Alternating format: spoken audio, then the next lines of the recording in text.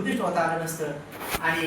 भारतात जन्मलो नसतो तर सद्ब्रह्माचं 3 रत्नाचं दर्शन झालं नसतं आणि मनुष्य लोकात आलो नसतो तर मग मात्र विहार काय कुठंतरी गोठ्या कुठंतरी खोप्यात कुठंतरी गटरात नाल्या बिल्या कुठं माहीत नाही कुठं कुठून असतो कारण बाकीचे प्राणी तिथे राहतात तिथं असतो. या सगळ्या गोष्टी घडल्या नाही याचा अर्थ काय आहे की आपण महापुण्यवान आहोत आणि आधीच पुण्य आहे की आपल्या ह्या विधीला पूज्य प्राचार्य डॉक्टर हेमधम्मजी महास्तवीरासारखे पंडितजी चालतील पुढचे बुद्ध धर्मसेवकजी महास्तवीराचे शिष्य आपल्याला लाभणं ही फार मोठी विपස්සनेमध्ये दीर्घ शिबिराचे आणि मैत्रीमध्ये सतोदित असणारी भंतेजी गोयंका गुरुजीचा संस्कार विधी त्यांच्या शुभ हस्ते झाला असे पूज्य भंतेजी आपल्याला लाभणं ही किती मोठी गोष्ट म्हणून सांगतात. त्याचबरोबर डॉक्टर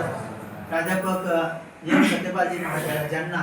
संपूर्ण जीवपुरी वृक्षाच्या छायेत मिलिंद पाल्याच्या नागशेन पवित्र भूमीमध्ये बाबाच्या पवित्र स्पर्शाने पावन झालेल्या भूमीमध्ये त्यांना सेवा देण्याची